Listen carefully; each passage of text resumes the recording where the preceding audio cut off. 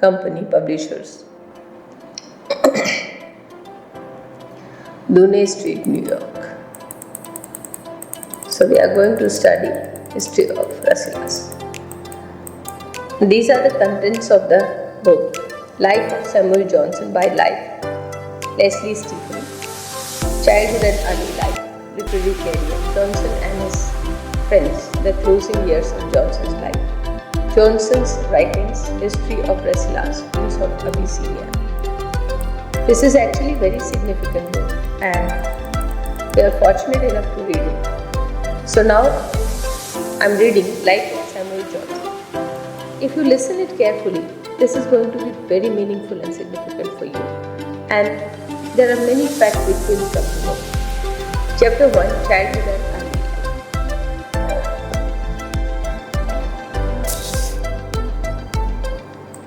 Samuel Johnson was born in, I will highlight some of the things, in Lichfield in 1709. His father, Michael Johnson, was a bookseller, highly respected by the Cathedral Church. His father was a bookseller and for a time sufficiently prosperous to be a magistrate. So he was a magistrate of the town also. And in the years of his son's birth, sheriff of the county, he opened a bookstore on market day at neighboring town, including. These are the contents of the book Life of Samuel Johnson by Lesslie Stephen.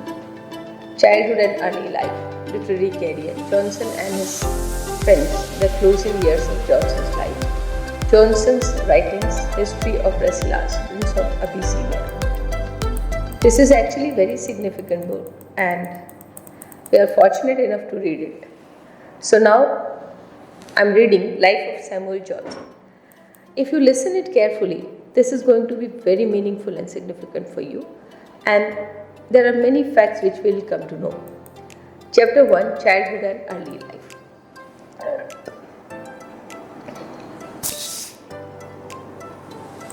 Samuel Johnson was born in, I will highlight some of the things, in Lichfield in 1709. His father, Michael Johnson, was a bookseller, highly respected by the Cathedral Church. His father was a bookseller and for a time sufficiently prosperous to be a magistrate. So he was a magistrate of the town. And in the years of his son's birth, sheriff of the county, he opened a bookstore on market day at neighboring town, including Birmingham. So he used to open a bookstore on the market day, which was yet unable to maintain a separate bookseller. The tradesmen often exaggerate the prejudice of the class whose want he supplies, and Michael Johnson was probably a more devoted high churchman.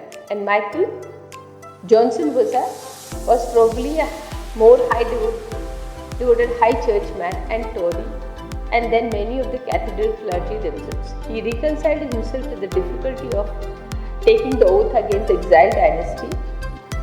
He was a man of considerable mental and physical power, but tormented by hypochondrial tendencies. His son inherited as both. So Johnson also had this tendency of hypochondrial. This is somewhere the brain is working more than required, and of his principles. So the son inherited hypochondrial tendencies and the constitution of his principles. Both legacies he continued with his father. Long afterwards, Samuel associated with his childhood days a faint but seldom recollections of lady in diamonds and long back hood. The lady was quite Annie. The lady was Queen Annie, to whom, in compliance with the superstition just dying in natural death, he had been taken by his mother to be touched for the king's evil. The touch was infatual, perhaps as Boswell suggested. he ought to have been presented to the genuine hire of the steward in Rome. Diseased and superstition had thus stood by his cradle, and they never quitted him during life. The demon of hypochondria was always lying in wait for him. So the demon of hypochondria, which is the extra activity of a mind, was always with him and could be exorcised for a time only by hard work or social excitement. Of this was well here enough, but it may be as well to sum up at once some of the physical characteristics which mark him through life and greatly influence his career. The deceased had a scared and disfigured feature, otherwise regular and always impressive. It had seriously injured his eyes, entirely destroying, it seems, the sight of one. He could not yet, it is said, distinguish a friend's face half a yard, and pictured were to him meaningless patches in which he could never see the resemblance to their subjects. The statement is perhaps exaggerated, for he could see enough to condemn a portrait of himself. He expressed some annoyance when Raylon's had painted him with a pen head close to his eyes, and protested that he would not be handed down to posterity as blinking sand. It seems that habit of minute attention atoned in some degree of his natural defect. Boswell tells us how Johnson once corrected him as to the precise shape of mountains. So Boswell is one of the writers we all know. He has written his biography also, Johnson's biography. He is a Johnson's biographer also. Remember Boswell.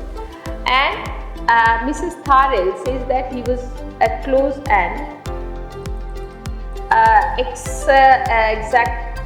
exacting critic of ladies' dress. Even to the accidental position of a ribbon, he could even lay down aesthetical canon upon such matters. He reproved her for wearing a dark dress and unsuitable to a little creature. But he asked, have not all insects gay colors? His insensibility to music was even more pronounced than his dullness of sight. On hearing it said in praise of musical performance that it was in any case difficult, his feelings commented, I wish it had been impossible. So he had a problem with the sight. Johnson during his childhood could not see the sight. The queer convulsion by which he amazed all beholders were probably connected with his disease, though he and Reynolds ascribed them simply to habit. When entering a doorway with his blind companion, Miss Williams, he would suddenly desert her on the step in order to whirl and twist about. A strange gesticulation. The performance part of the nature of the superstition ceremonial.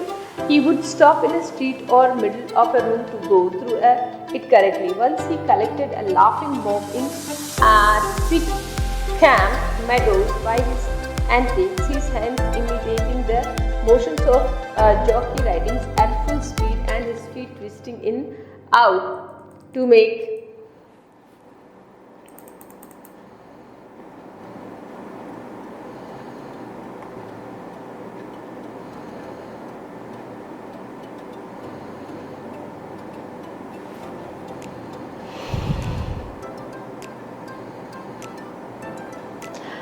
heels and toes touch alternatively. He presently sat down and took out a grotesque but very dead, over which he seesawed so violently that of the mob ran back to see what was the matter. Once in such a fit, he suddenly twisted off the shoes of a lady who sat by him. Sometimes he seems to be obeying some hidden impulse which commanded him to touch every post in tree to the center of everyone. Paving stone and wood return if his task had not been accurately performed. In spite of such oddities, it was not only possessed of physical power corresponding to his great heights of massive structure, but was something of the proficient at athletic exercise. He was conversant with the theory, at least of the booking, the knowledge probably acquired from the uncle who kept him kept the ring at Smithfield for years and was never beaten in boxing or wrestling. His constitutional fearlessness would have been made him a formidable antagonist. Hawkins described the oak stiff 6 feet in length and increasingly from 1 to 3 inches diameter. So, these are what Hawkinson described the oak staff 6 feet in length and increasingly 3 inches diameter, which lay ready to his hand when he expected an attack from Macpherson of Ocean celebrity. Once he is said to have taken up a chair at the theatre upon which a man had seated himself during his temporary absence and to have tossed it and its occupant bodily into the pit. He would swim into pools said to be dangerous, beat huge dogs into peas, climb trees, and even run, race and jump gates. One at when he went out for fox hunting, and though he despised the amusement, was deeply touched by the complimentary assertion that he rode as well as the most illiterate fellow in England.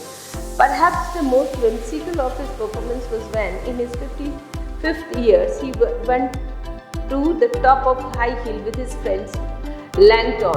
"I have not had a roll from a long time," said the great lexicographer suddenly, and after deliberately emptying his pockets, he let down himself parallel to the edge of the hill, descended turning over and over till he came to the bottom. We may believe, as Mrs. Thare remarked upon his jumping over a stool to show that he was not tired by his hunting, and that his performances in this kind were so strange and uncouth that a fear for the safety of his bones quenched the spectator's tendency to laugh. In such a strange case was imprisoned one of the most vigorous intellect of the time, was strength hampered by culminates and associated with grievous disease, deep and massive power of feeling limited by narrow, although acute perceptions were characteristic both of soul and body. These peculiarities were manifested from his early infancy.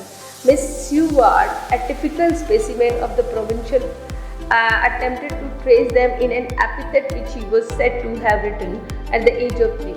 So this is the epithet he has written at the age of 3. Johnson has written this at the age of 3. "Here lies good Master Duck, whom Samuel Johnson trod on. If it had lived, it had been good luck, for then we had an odd one." The verses, however, were really made by his father, who passed them off as a child and illustrated nothing but the parental vanity. In fact, boy was regarded as something of an infant prodigy. His great powers of memory, characteristics of mind, and singularly attention of all impressions were early developed. He seems to learn by intuition. Indolence, as in his afterlife, alternated with brief efforts of strenuous exertion. His want of sight prevented from him sharing in the ordinary childhood sports, and one of his great pleasures was in reading old romances, a taste which he retained through life. Boys of his temperament are generally despised by their fellow, but Johnson seemed to have had the power of enforcing the respect of his companion.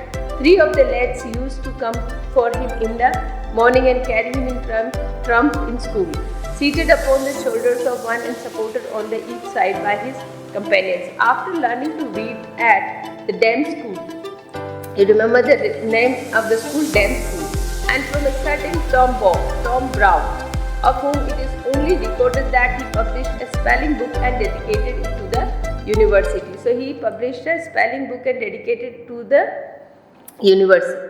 Young Samuel was sent to a Lichfield Grammar School. He was sent to Lichfield Grammar School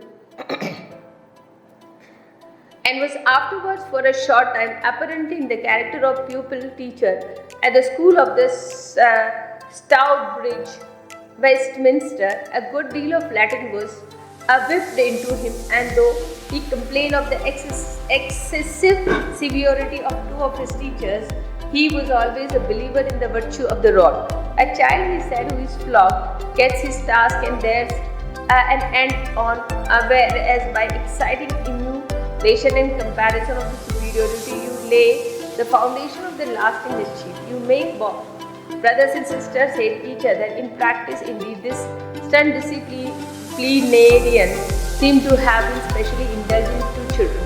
The memory of his own sorrow made him value their happiness, and he rejoiced greatly when he at last persuaded a schoolmaster to remit the old-fashioned holiday task. Johnson left school at age of 16 and spent 2 years at home, probably learning his father's business. This seems to have been the chief period of his time. Long afterwards, he said that he knew almost as much as 18 as he did at the age of 53. At the age of the remark, his father's shop would give him many opportunities, and he devoured what came in his way with the undiscriminating eagerness of a young student. His intellectual resemblance, his physical appetite, he grudged books. He tore the heart out of them, but did not study systematically. Do you read books through? He asked indignantly of someone who expected him from such an supererogatory labor. His memory enabled him to accumulate great stores of desultory and unsystematic knowledge.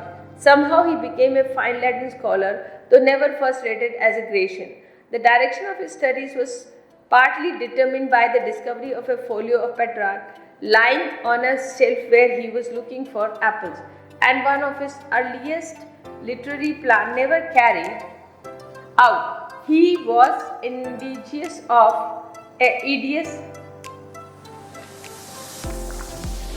He was an Edius of Politian with a history of Latin poetry from the time of Petrarch. When he went to the university at the end of this period, he was in possession of a very usual amount of reading. Meanwhile, he was beginning to feel the pressure of the poverty. His father's affairs were probably getting into disorder. One anecdote, it is one which is difficult to read without emotion, referred to this period. Many years afterwards, Johnson, worn out by disease, and he had struggled of life. It was staying that Lichfield, where a few old friends still survived, but in which every street must have received the memories of the many who had long since gone over to the majority. He was missed one morning at breakfast and did not return till supper time.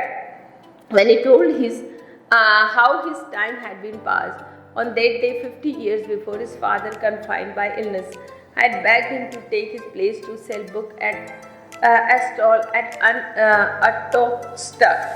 Pride made him refuse to do away with the sin of his disobedience. This day went in post-chase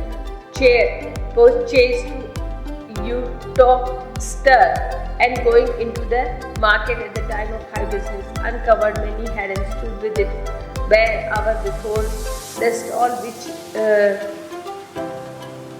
my father had formerly used, exposed to the sneers of the standards by the inclemency of the weather, a penance by which I trust I have propitiated heaven for this only statements. I believe of the contumacy to my father.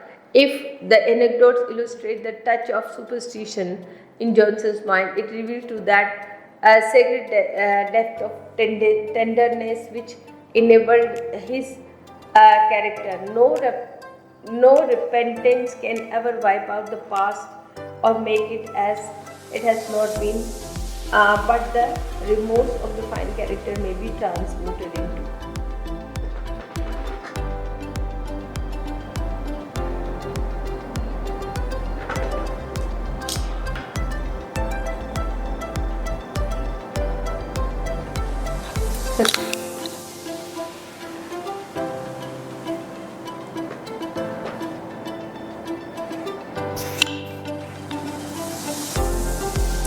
No repentance can ever wipe out the past or make it to be as though it had not been.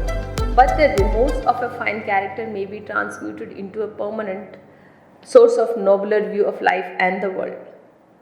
There are difficulties in determining the circumstances and duration of Johnson's stay at Oxford. He began residence at Pembroke College, 1728. Oxford, Pembroke College, 1728. It seems probable that he received some assistance from a gentleman whose son looked him as companion, and from the clergy of the Lichfield, to whom his father was known and who were aware of the son's talent. Possibly his college assisted him during the part of the time. It is certain that he left without taking a degree, though he probably resided for nearly 3 years. It is certain also that his father's bankruptcy made him stay difficult, and at a period must have been one of trial. The effect of the Oxford residence upon Johnson's mind was characteristic. The lad already suffered from the attack of melancholy, which sometimes devoted him to the borders of insanity. At Oxford, Law's serious call gave him the strong religious impassion which remained through his life, but he does not seem to have been regarded as a gloomy and a religious youth by his contemporaries. When told in after years that he had been described as a gay and frolicsome fellow, so he was also referred as gay.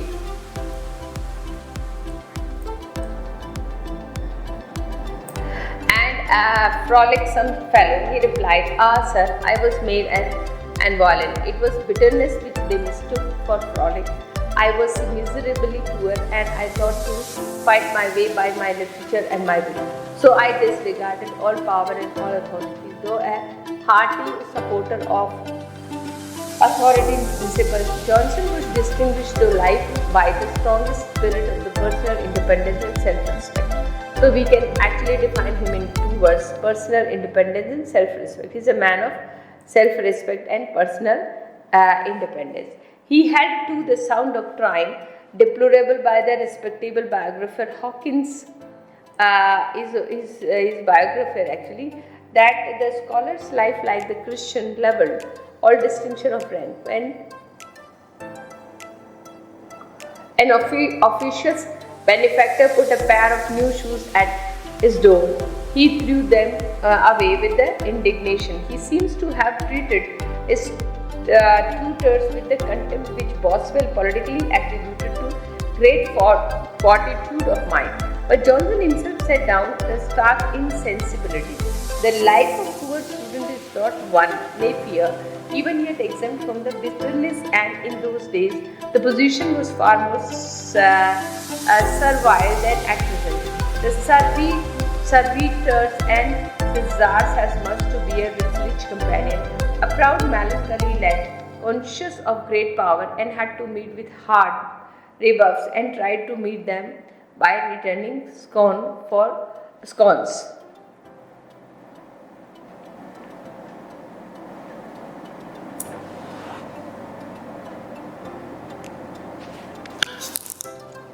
Such distresses, however, did not shake Johnson's rooted Toryism. He fully imbibed, if he did not already share, the strongest prejudices of the place, and his misery never produced a revolt against the system, though it may have fostered insolence to individuals. 3 of the most eminent men with whom Johnson came in contact in later life had also been students at Oxford. Lesslie, his senior by 6 years, and was fellow of Lincoln's, Wills Johnson, and undergraduate and learning of Oxford at the necessity of rousing his countrymen from the religious lethargy in which they had sunk. He are not pride and haughtiness of spirit, impatience and peevishness, sloth and indolence, gluttony and sensuality, and even a proverbial uselessness being objected to us, perhaps not always by our enemies nor wholly without ground. So said Wesley, preaching before the University of Oxford in 1744, and the words in his mouth imply more than the preacher's formality. Adam Smith, Johnson Jr. So one of his friends was Wesley. And the second was Adam Smith. Johnson Jr. by 14 years, and was impressed by the utter indifferences of Oxford authorities to their duties, so to find it in an inexorable illustrations of the consequences of the neglect of the true principle of supply and demand implied in the endowment of learning. Gibbon, his junior by 28 years. Gibbon is junior by 28 years. So we have three companions of him: Adam Smith, Wesley, Adam Smith, and Gibbon. Passed at Oxford the most idle and unprofitable month of his whole life, and was, he said, as willing to disclaim the university for mother, and she could be to renounce him for a son. Oxford, as judged by these men, was remarkable as an illustration of the spiritual and intellectual decadence of body, which at other times has been a center of great moment of thought. Johnson, though he had a rougher experience than any of the three, loved Oxford as though she had not been a harsh stepmother to his youth. Sir, he said fondly of his colleagues, we are the nest of singing birds. We are the nest of singing birds. Most of the strains are now pretty well forgotten, and some of them must at all times have been such as we scarcely associated with the nightingale. Johnson, however, cherished his college friendship, delighted in paying visit to his old universities, and was deeply touched by the academical honor by which Oxford long afterwards recognized an eminence scarcely fostered by its production. Far from sharing the doctrine of Adam Smith, he only regretted that the universities were not richer, and expressed a desire which will be understood by the advocates of endowment of the research, that there were many places of the 1,000 years at Oxford. On leaving the universities in 1731, the world was all before him, and his father died in the end of year. So his father died in year of 1731, and Johnson's whole immediate inheritance was 20 pounds, where he was to return for the daily bread. Even in those days, most gates were barred with the gold and opened but to the golden keys. The greatest chance of a poor man was probably through the church. The career of the Warburton, who rose from a similar position to a bishopric, might have been rivaled by Johnson, and his connections with Lichfield might, one would suppose, have helped him to start. It would be easy to speculate upon cause which might have hindered such a career. In later life, he more than once refused to take orders upon the promise of living. Johnson, as we know him, was a man of the world.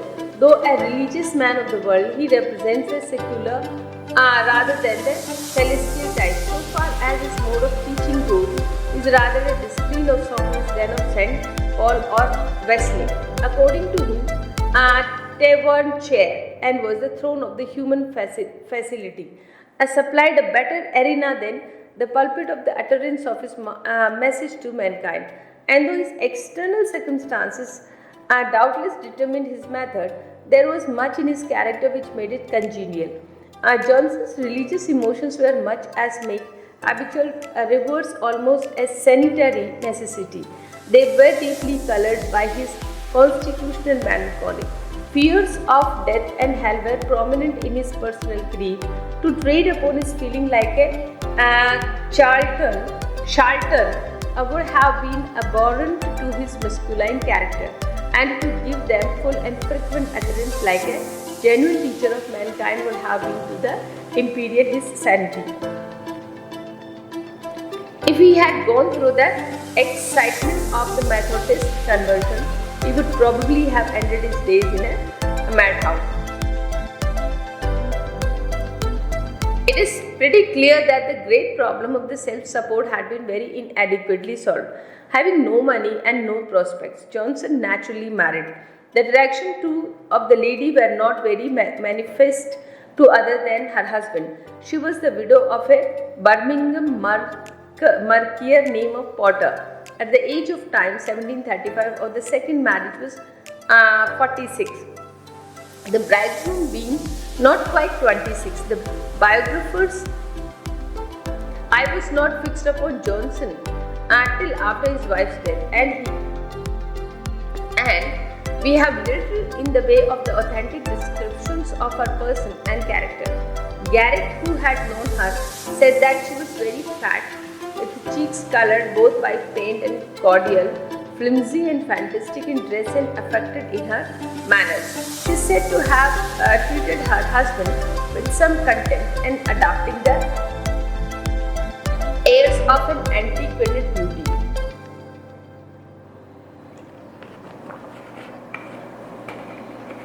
Which by elaborated differences, Garrick used his wonderful powers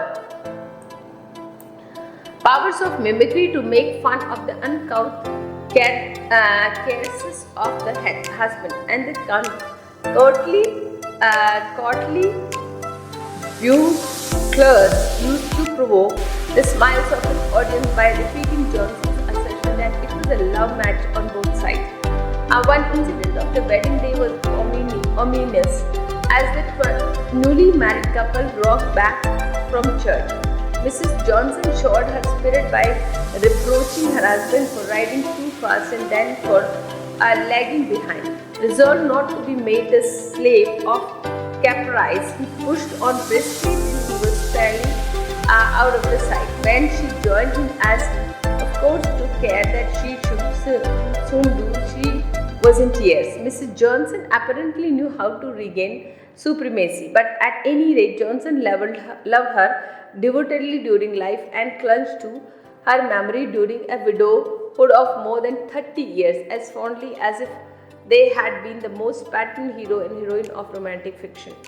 Whatever Mrs. Johnson's charms, she seems to have been a woman of good sense and some literary judgment. Johnson's grotesque appearance did not prevent her from saying to her daughter on their first introduction, "This is the most sensible man I have ever met." So this is one of the remarkable statements a woman is telling about her husband.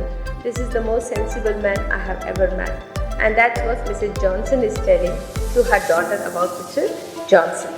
Her praises were, we may believe, sweeter than him that those of the sweetest critics, severest critics, or the most fervent of personal flatterers. Like all good men, Johnson loved good women and liked to have on hand a flirtations or two, as warm and might be within the bounds of due decorum. But nothing affected his fidelity to his Titi or displaced her image in the mind. He remembered her in many solemn prayers and such words. This was dear Tetty's book, or this was prayer with dear Tetty was accustomed to say, were found written by him in many of her books of devotion. Mrs. Johnson had one other recommendations, a fortune namely of £800, little enough even though as a provision for the support of the married pair, but enough to help Johnson to make a fresh start. In 1736, there appeared an advertisement in the Gentleman's Magazine at Evian near Lichfield in Staffordshire. Young gentlemen are boarded and taught the Latin and Greek languages by Samuel Johnson. If, as seems probable, Mrs. Johnson money supplied the funds for this adventure, it was an unlucky speculation.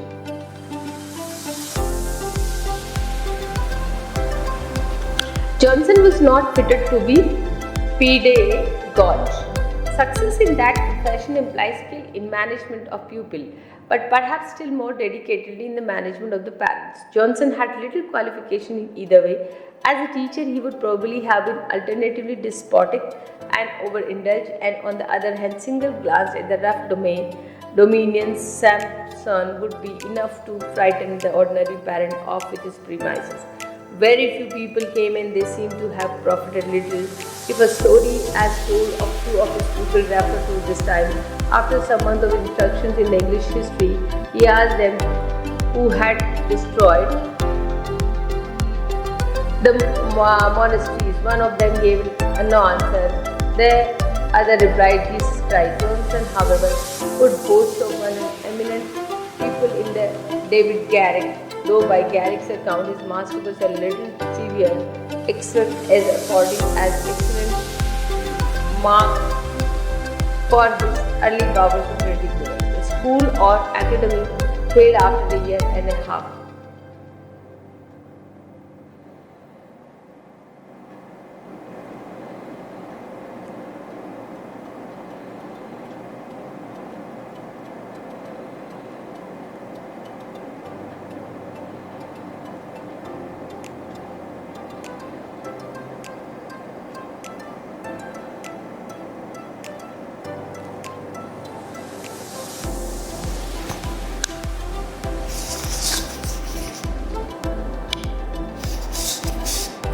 The school or academy failed after a year and a half, and Johnson once more at a loss for employment.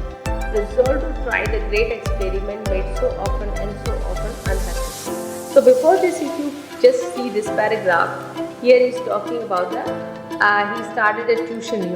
This is what you can see. This whole paragraph is talking about he started a tuition, and because he was a straightforward man. So, how much his pupils understood him, that is a matter of. He left Lichfield to seek his fortune in London. Garrick accompanied him, and two brought a common letter of introduction to the master of an academy from Gilbert Wolseley, registered of the prerogative count in Lichfield. Long afterward, Johnson took an opportunity in the lives of the boys of experience.